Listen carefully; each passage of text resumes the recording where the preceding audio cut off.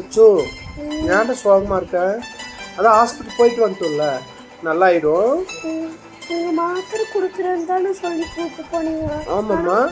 ஆனால் ஊசி போட்டு வச்சிட்டாங்க. ஊசி போட்டாதாம்மா சீக்கிரமா நல்லா ஆகும்.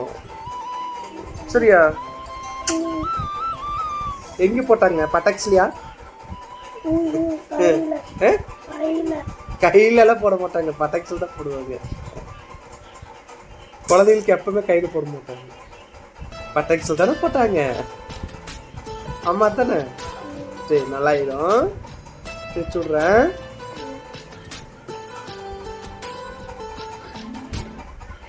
மாத்திரை சாப்பிட்டியாம்மா?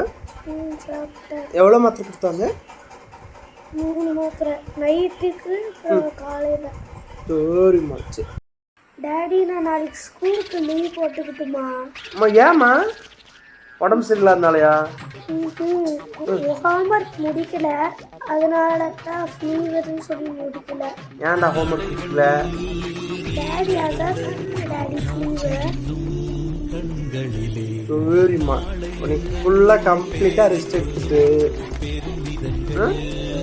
உடம்பு நல்லா அதுக்கப்புறம் ஹோம்ஒர்க் முடிச்சுட்டு போயிட்டு ஒரே ஒரு நாள் லீவ் போட்டு. சரியா? ஓகே.